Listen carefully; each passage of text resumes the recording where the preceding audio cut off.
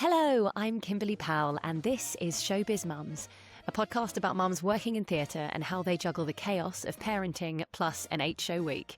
We'll cover birth stories, pregnancy, and postpartum in the theatre industry, and discuss how to maintain a career whilst having kids, or at least trying to. We'll also open up the conversation of job sharing and why that can be beneficial. So join me as we speak to some amazing theatre parents and get some advice on this pretty niche subject matter, but something I'm really passionate about.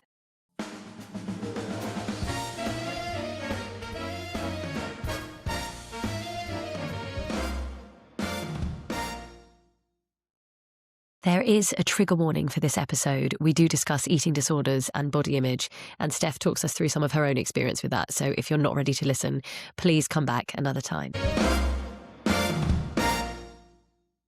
Today, I'm speaking to Stephanie Elstob. Stephanie trained at the Central School of Ballet and has appeared in the West End in Oliver and the Bodyguard, as well as Wuthering Heights for Wise Children, Whistle Down the Wind at the Watermill, and Edward Scissorhands for New Adventures.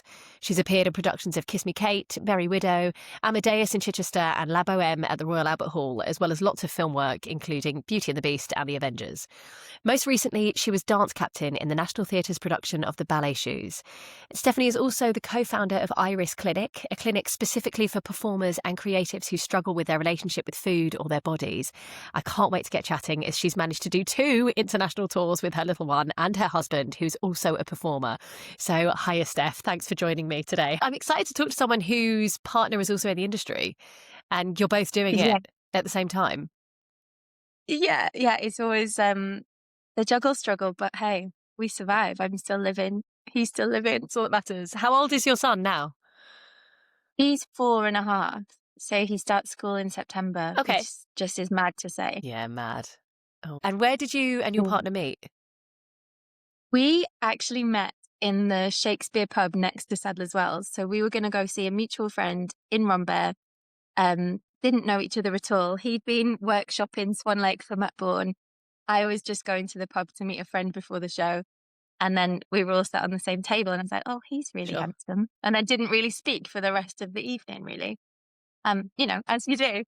But yeah, so it wasn't through work. We have since worked together, but it wasn't through work. So he's a dancer primarily? Yeah, so he was a musical theatre boy, and then he worked for Matt Bourne for a long time, on and off. But now he's gone more into creative and production and still working with Matt. So he's Matt's associate choreographer on Oliver just now. Right. Oh, great. Cool. Yeah. Nice. Okay. So how did it work when you guys were trying for a baby? How were the discussions around that? To be honest, I remember saying before we started trying, I feel like I just need to get this dream, like not even a dream job. I need to get a job where I can be in the West End, know I can get maternity and figure it out. Obviously, that's like the pipe dream, and it didn't quite happen like that. And we were coming out the back end of COVID, and I think I was so scared to interrupt a career that seemed to be on this a slight roll. And then COVID kind of did it for us, so took the decision away. And things were just coming out of COVID. I'd been teaching quite a lot, and we just started trying. We were like, listen, it could take a long time. We knew people who it did take a long time for. We were so lucky. It was very quick. I think it was maybe 2 months in, and we were like, oh, okay. And so, I feel like I just got to a place where I could accept what I'd done in my career was enough, if that was the end, and that was okay. And he was in a place where he had lovely connections and he was able to keep rolling with beautiful work, and then I could figure it out. So I felt kind of a nice, safe and calm moment, I think, just sort of appeared. That's amazing. How lovely. And how was your pregnancy on the whole? I have to say, I loved being pregnant. And from someone who, as we'll probably discuss at some point, really struggled with body image and all that stuff, coming from ballet school. And I loved being pregnant. I'd never said out loud, I'm so proud of my body. And it was just doing this magical thing without me having to control it in any way, shape or form. And I just found it mind blowing, looking at the apps and it saying what was happening within my body each week and just being like, God, I didn't need to micromanage this for this whole time. I did love being pregnant and feeling my body just do this magical thing. Yeah, it's a good point. I don't feel like I've ever been as body confident as when I was pregnant. And I like Mm. loved my bump, like really loved my Yeah. bump. And even like on the beach, not that I'm ever really thinking about it, but when I was pregnant, I was like, yeah, look at my bump. I feel so great. Yeah, it is a good point. And I think it can go one of two ways. I know a lot of people in pregnancy go the absolute polar opposite, and I appreciate that too. Mhm. But yeah, Yeah. your body's just doing it for you, doing the work. Yeah. That's amazing. So were you working at the time of I was pregnancy? um no, actually, I was teaching up until we found out, and then I did little bits of teaching during the pregnancy, but not heaps and heaps. And I don't even know how or why I was able to sort of afford that now thinking about it. I still had some coaching going on where I could be online and see clients and not say anything. I actually created a couple of workshops because it was coming out of the back end of COVID where suddenly everything was filmed, all classes were going online, and everything was just a bit in your face in terms of exposure. So I created this workshop called The Safe Space where I got in creatives that I love to teach, and there was not a camera in sight. There were like affirmations stuck around the room, and I just wanted people to come and have a space where they could dance again without any fear of like, I have to have my eyeliner, I have to have my ladukas, I have to have this, that, like just come and just we've all been in this trauma together, like just come and play. So those kind of ticked me over as well Wow. creatively a little. What an amazing idea. Oh, Like, what a thanks. beautiful thing to create. And yeah, well, I get so afraid. I mean, I've not been to class for, years, but I get afraid of class now because I just think, oh God, everyone's going to be filming it. Yeah, And like you say, the Ladukas, totally. the hair, the makeup. A lot. It's like it's a lot to Brilliant. contend with when you just want to go and practice your craft. Like I have to admit, I haven't been to an open class for a long, long time. It's only really if I find a teacher that I really feel is gonna get me and like I don't know. I feel as we get older, I don't want to be in those rooms where I feel the judgment and feel fear. I just don't want that. Yeah. No, totally. I totally agree. Yeah. Oh, how nice. But in a way, then you were able to kind of enjoy the pregnancy, I suppose. Great. Yeah. And how was your birth? Not so relaxed. Um, I was listening to your episode with Katie, and I think there's a few similarities. Um, like it was Yeah. 52 hours from Waters break-in until him coming out via emergency C-section. And I just I know I have the high pain threshold, and I just remember getting to the point of being like, "I cannot do this." I was the person who, like, I had a mood board on the wall of, like, all these quotes and all this stuff, and I remember just thinking, "I can do anything for a minute every time I was in a contraction." And then I got stuck. Like, I didn't dilate at all, and they put me on this oxytocin drip, and again, me being, like, a hopeless optimist was like, "Oxytocin's like the love drug, like, great, I'm gonna feel amazing," and it just spiked the contractions, like, it was horrendous. You know, when you see the chart, like, they just didn't come down. It was just constant, and I remember going to the toilet before I had the catheter in and just seeing Sam, like, wheel this thing with loads of wires attached to it and just being like, "This is awful." I was like, "Please get the mood board down. That's a load of crap." Like, and I totally am all about that in normal life. It's like, "Get it down. It's rubbish." And then, yeah, yeah, lived in a pain bubble for a while. I had a great anaesthetist he was like King Julian from Madagascar. Like, he was this little Indian man, and he was so funny. And Sam was like, "I do not want to let this man near my wife's back with that needle." But luckily I didn't see it. I obviously didn't see him. But he ended up being in, theatre with us at the head of the bed, and he was just brilliant. He was comedy gold, and I think having someone to distract while I was, like, adrenaline shaking on the table was so brilliant. But yeah, listen, it's everyone's got their story. I feel like I know people who've had similar slightly traumatic situations that have been long, and I honestly can say, like, I came away yes, it was horrible. I can't imagine what Sam saw as well. You know, I just maybe we don't think of it from the man's side so much, but, like, it's our story. We got this beautiful boy out of it, and I'm so lucky and, like, grateful that we had what we had essentially at the hospital and stuff. Yeah. Oh God. You make a good point though about dancers at a pain threshold. Not only you're a ballet dancer as well. You know, it's like, you know, pain. You can push through a Yeah, lot, and there is an element of that where yeah, you're like, this is when it comes to birth, like it just, it's like a level playing field. You're like, I can't. This is yeah. ridiculous. Yeah, I remember someone coming in, like we were in there so long that we had midwife after midwife just rotating. I couldn't have told you who was in the room. And at one point she's like, right, we'll come back in 4 hours. And I remember at that point being like, sorry, 4 hours? And be like, no, I can't do another 4 hours of this. And like you say, like we Mhm. can get through some stuff, but no. That's what I was Yeah. like. And I think they said, try and sleep, try and relax. It's like, are you serious? There is no relaxed about this situation right now. Like, mm-mm. Absolutely. I remember that. Try and get some rest. Try and sleep. Cheers, hon. Will do. Yeah, ridiculous. Oh God. Okay, so then recovering from your C-section, how did that go? Yeah, I again, similar to Katie, I think we were in our own room quite quickly. We were very lucky. And that next day, so I had ref at like 6:15 in the morning. A few hours later, I was like, I can't stay lying on this bed. And I think I got Sam to help me sit up and move to a chair. And the nurse coming in and be like, what are you doing? And I said, I just wanted to get up. And she's like, okay, okay. Like, I think they must be like, are you crazy? And you'd be like, I can't. Because Yeah. if I don't start trying, I'm just going to end up lying there and just, I don't know what. I don't know what. I think it's just not in our nature to be really still for a long period of time. Totally. And then all that stuff about don't go up the stairs, don't like make a den downstairs. And like, I was up to our room like straight away, which in hindsight, maybe I shouldn't have done. But I think taking Ref out for walks attached to me was like the best thing. And, you know, like just getting outside. I definitely didn't wait the 2 weeks to do any of that stuff that I should have done. Um, yeah. Again, it was pain like I'd never experienced, like muscle pain we can deal with. But you sort of forget like how serious an operation it is, how many layers have been put into.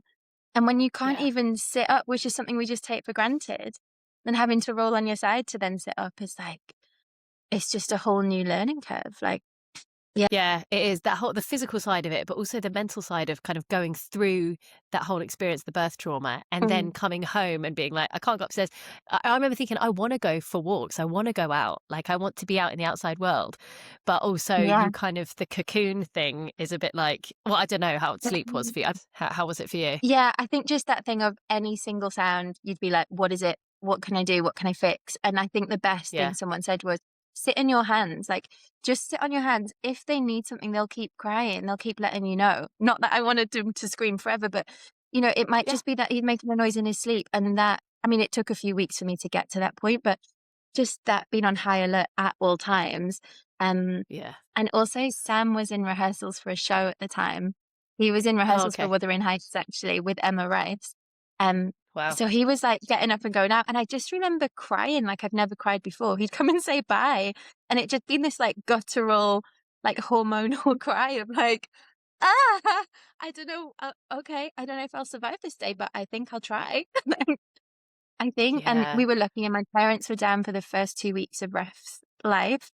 Um, but Oh, yeah, they lovely. like I just remember seeing my mum come into my room and like taking washing out of my laundry basket and just thinking, I love you so much. Like I'm so grateful.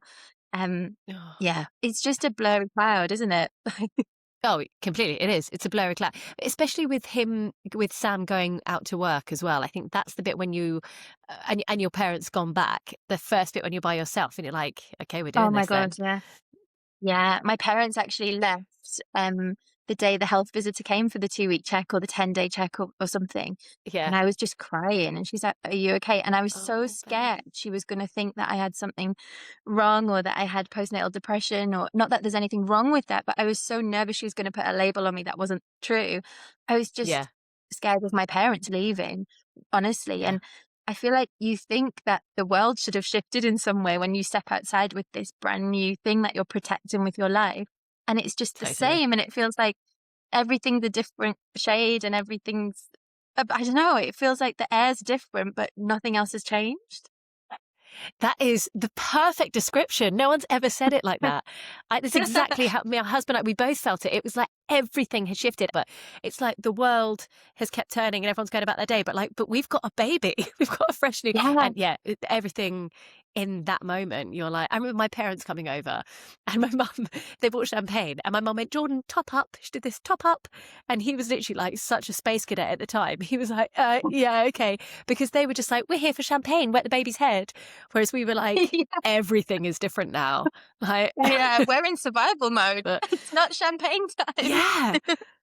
Yeah, I mean, I was like, I'm here for the celebration, but like, I've had maybe half an hour's sleep. No, well, and beginning we Yeah. didn't anyway because we had to just hold her and all that stuff. But yeah, it's the Yeah. vulnerability, isn't it? And the hormones. I remember Jordan bought me a mug that said like "best mummy ever." It'd been like 4 days of being a mum, and I smashed it by accident. And I just remember like sobbing, and Yeah. I don't feel like I'm much of a crier. And okay, this must be the was it baby? What do they call it? The thing on like day 4 when your milk comes in, you know, and they're like it's really the you know the emotions are high. But anyway, yeah, mad. Yeah. So he's in. How long was he doing that job for? Quite a while. So he actually went on tour with it. He went to Bristol with it quite soon after rehearsal. Like that was their first venue after rehearsals. And myself and Raf went to Bristol when Raf was like 9 weeks just to be with Sam. And now again, I'm like, are you mad? Like he was so tiny. And yeah, I think because there is no rule book, you just don't know. You just try and No. hope, right? Yeah.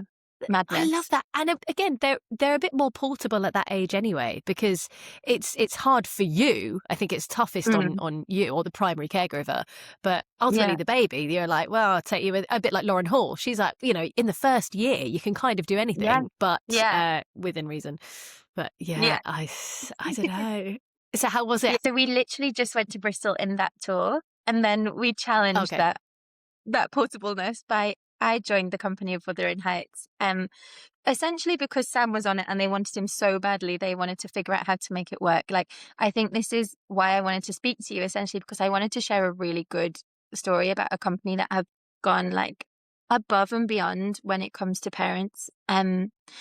So Wuthering Heights is going to America for 5 months. And Sam was like, I cannot leave them wow, for 5 months. Like, cannot. Um, and they were like, well, we'll pay for like 2 sets of flights for them both. And he was like, oh, I still don't think I can do it. So then they started talking potentially about a job share with another company member who was pregnant at the time and would give birth something like 2 months before rehearsals would start. And so I knew immediately, I was like, well, that's not going to be an option. Even though she might be saying yes now, that's not going to happen. But amazing that they were yeah. talking about it. And then I ended up going as offstage swing. And like, bless them, they just took the biggest punt. They came to see me in Whistle Down the Wind, which was my first show back from, like, I'm going to say mat leave. There was no mat leave, but that was my Yeah. first show back. They came to see me, and then, yeah, I got offered offstage swing. Um, and it was just crazy. We were going to, like, New York was our first venue with him, and we were just, How old was Raf? How old was Raf at the time? he, he was 13 months when we went. Okay. Um, Oh, Yeah, wow. so he went for a little holiday with Grandma and Granddad while we were in rehearsals. And I mean, as you probably know from all the hype around the film currently, Wuthering Heights is just an epic. I was meant to read it for A level. I didn't necessarily read the whole thing. Um, but it's like a 3-hour show, chronological order of who is who and who meets who and who dies when. I don't think after our rehearsals I even had my head around, let alone being able to swing the show. And yeah, they were just brilliant. They were like, right, we will pay for all of Raf's visas, all of his flights, all of your accommodation obviously will be separate from the company. You'll have your own apartments everywhere. And then if Steph is on, Oh my we'll God. pay for childcare. And I was like, this is amazing. Like, truly. They were so brilliant. Wow. Um, So who is the we company? It's Wise Children, is it? Yeah, so it's now Emma Rice Company, but was Wise Children when we worked for them. Right. Um, Yeah. they were just phenomenal from the off, honestly. Like, couldn't have done more for us to make it work. Mm, But yeah. partway through the tour, lots of stuff happened, and I ended up being on every single show. And we Oh wow. found a nanny in Chicago who ended up coming with us for the rest of the tour because she was so phenomenal. She just became family. And again, like, we just felt so lucky. So Lovely. lucky. Yeah. And then we just thought we'd repeat the test, really, like a couple of years later, and did the same show in Australia and Asia last year. And at that point, we said, I don't think we can make it work because nannies, obviously, like, a language barrier and stuff is a very different thing. In America, they all speak mostly our Yeah. language, so slightly Yeah. easier. And we're like, I'm not sure how that's going to go in, like, Taiwan and China. I don't know how Yeah. that's going to be.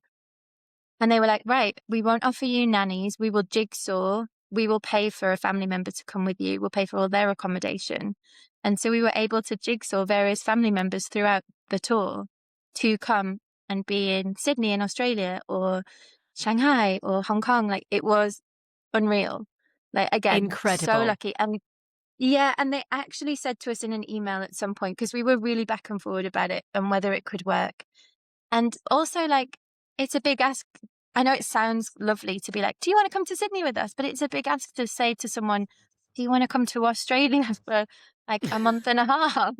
Do you want to just step out Yeah. of your own life and just come and be with us? And we were so lucky that our family did step up to that, and we're like so grateful. But the company at one point did say, like, you're just too valuable for us not to try. And I don't think I've ever heard that phrase in my career ever, let alone around this subject. And yeah, we are just beyond grateful to them and so lucky. And there were other parents on the tour too, which is amazing. This is the best story. That is so amazing. That's the best story Yeah, ever. Like, it is, like, that's truly. what everyone's like aiming for, and it shows that companies can do it. They can do it, and you're valuable, and it shouldn't pass up on you for any other reason. It's like, yeah, okay, let's do it. Let's make it work. Yeah, Oh God, that's amazing. Also, what an incredible experience to do America and Australia and Asia, just to be yeah, actually on a full-on international tour. Baby's coming with. What an experience. like, unreal. And his little passport is just insane. And he's only four and a Yeah. half. And like, that needs to be framed because the visas you Yeah. have in there are like off the scale. It's amazing. And I'm sure you won't remember much of it, but we've taken so many photos and videos. We've made them into the little photo book, so he'll have them forever. Um, yeah, and I remember my parents at one point Amazing. being like, "Are you sure China with a child?" And I was like, "I mean, I think so. I think so." And we obviously had thought about it, but actually it's amazing. Their shopping centers over there, there's a whole floor that is for kids, and there's like indoor playgrounds, and like, it is Amazing. amazing, the setup over there. Yeah. Brilliant. Yeah, and like you Mhm. say, you gave it a go and it worked. What was it like on like the day-to-day life of it, of actually doing the show and then having him? How did you manage that? I feel like that part was maybe tougher in terms of we were both on the same schedule. So there was no relief, right? So there wasn't like I Right. can hand over to the other person at any point Yeah. because we were both on the same thing. Um, and I think is really hard to say, isn't it? You just get used to going to bed at midnight or not falling asleep till 1 and then waking up with him at 6 and that being normal. And it has to be Yeah. normal. Um, I think we really tried to just prioritize us. So, like, we missed out on all the socials. There was no social really apart from things that were happening in the hotel once Ref was asleep. Do you know what I mean? Like Yeah. the end of tour quiz was amazing because it was just downstairs and we could come and have a drink and then go back up. But Yeah. everything else, you see bonds forming and you're not part of it. And that's sometimes quite hard. But then the flip side is how lucky are we to have each other and this experience as a family. Um, Yeah. so yeah, it was exhausting. I think there were points where we were like a 3 hour show after a very minimal sleep and just almost no transition time from parent to work. Do you know what I mean? Whereas Yeah. if you're at Yeah. home, you usually have a train journey to do that little reset and change your mindset slightly, which I've just Definitely. had. But when you're just like from hotel to theatre is just across the road, you're like, oh, right, we're here, we're in, we're doing it. Um, I just think we managed. Like, Yeah. if you want something, you figure it out, right? Like, there's something that I say to Yeah. clients a lot, like, if it's a priority, you make it work, and if it's not, it's an excuse. So we made it work, and there were tears, of course, there was tired, but like, unreal experiences. It's incredible. It's so good to hear it. That's so amazing. So then coming back home and then starting to work at the National, and was your Yeah. partner away as well? No, so he's been at home. So this is the first time that I've been in a performing job and he's been holding down the fort. He's been doing more producing again for New Adventures for Matt Great. Bourne's company. So he's been at home a bit more doing drop-offs and pickups, and I got to go and do the beautiful creative thing, which was really strange. And the mum guilt was real, like really real at the beginning, Yeah. you know.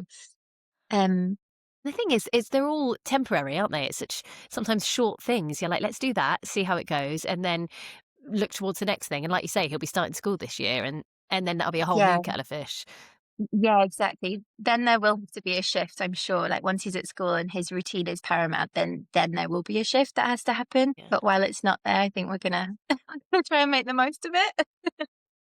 Yeah, yeah. I mean, I think you have. I think you've been nailing it. Oh, it's brilliant. So Yeah. when you talk about your clients, can you tell us a bit about I'm just really interested to know about your company, the Iris Clinic. How did that come Yeah, about?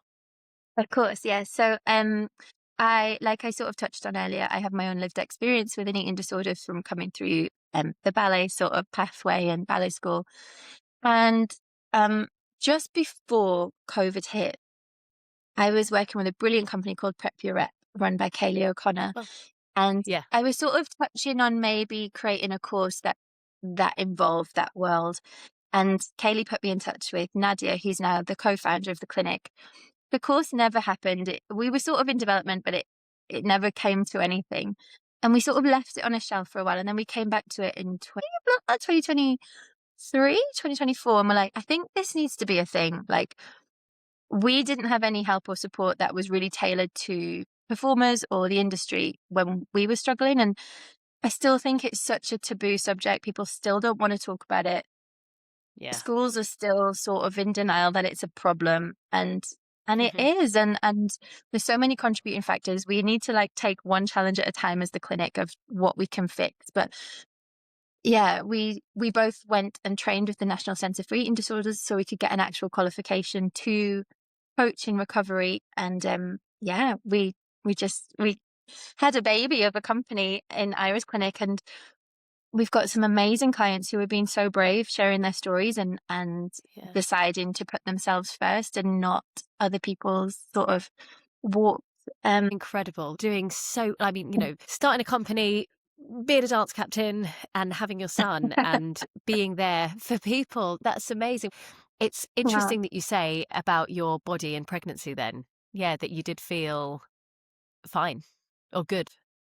Yeah, I really wish I could bottle that feeling up and give it to everyone who has any qualm about their body. I really do, because when you do get to see it just do magic without you controlling or micromanaging, it just does its thing. It just takes care of it. And actually, I feel the same with dance in a way. Like, if I push and push and push and I'm desperate for a job or I'm desperate to impress someone, it never really works. If I take my foot off and let my body do its thing, feel some connection and some joy to what I'm trying to achieve, the results are always Yeah. going to be better, right? So and I also don't know if that comes from being a mummy, like that perspective shift of actually my boundaries are in place now. If I can take care of this human, I can negate other stuff. Like other things just become less important, right? Yeah. Yeah. Oh, absolutely. Yeah. And I do wish I could bottle Oh, that to people who are in the middle of the fight and really in the thick of it and just be like, it's okay. You are allowed to breathe mhm. and trust yourself and you as a product. It's totally okay. Like, Yeah. yeah. Yeah. This industry is, there's a lot of it and it doesn't get spoken about properly or Mm, like you say in the colleges. So I'll link a website at the bottom of thank this, but you. just for anyone that wants to know, thank you. Thanks for coming on and telling me about it. Like Of it's course. all the big important things though, isn't it? I think a bit like Marianne was talking about vocal health, like there's so many things in the industry. It's so great and we love it so much. But like there's a lot of shit and like there's a lot of hard stuff and there's not a great deal of support. So we kind Yeah. of have to do it ourselves. I think Yeah. so anyone that started something else, it's nice to be able to look to things, new companies that are being created. I love it. Love to see it. Yeah.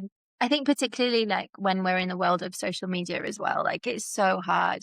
We had a business coach at the beginning of starting the business because I mean, we knew we wanted to do it. We love what we do, but the business side, I mean, like we were talking about being a technophobe earlier, like I am not business minded. I do it from my heart. And then I'm like, oh, I've lost thousands of pounds because I want care so much. Like that's not good Yeah. business. Um, but she wanted us to be really on social media and putting ourselves on there and transformations and all this stuff. And we're like, it just doesn't feel right. It doesn't feel like that's what we want to be doing as a clinic. And so we're in competition with these PTs who can put, I'm going to fix you in 12 weeks and I'm going to do this Yeah. with you in this amount of time and you're going to spend $1,000, but you're going to feel great. And then actually they never do because it's the brain that's the issue, not the body always, you Yeah. know? And, Wow. Yeah, um, totally. yeah, we're sort of battling that at the minute of trying to be seen and found, but Yeah. without going against what we feel moralistically good about, you know? Totally. Yeah. Even like Really. Instagram, like I like the podcast. I like talking and having the conversations. I don't really know how else to get it out there, but I'm not good at Instagram. I hate making the reels. I don't want to be around the kids. I mean, on my phone trying to fucking cut a thing, you know what I Yeah. mean? And so then I'm Yeah. like, oh God, but I don't really know what else to do. But I know. yeah, it's all that side of things that I'm like, oh, no, I just want to have the chats with other mums because that's the bit that I'm enjoying. But the rest of it, Yeah. do me a favor. But no, you're right. Trying to just be found and get the eyes on it sounds Yeah. great. Do you? Do you have got a career highlight? Is there a moment in your career that you're like, oh, that was amazing? Do I? Do I? I think can I give you two? Is Yeah, of that all course. right? Yeah. Like, no, show off. Um, uh, so I think the first one was when I did Bodyguard. We opened Bodyguard in Shanghai and doing the finale of that show. Prior to getting that job, I'd been working front of house at the Dominion on Bodyguard. So I'd watched it Oh, I so love many it. times, so many times.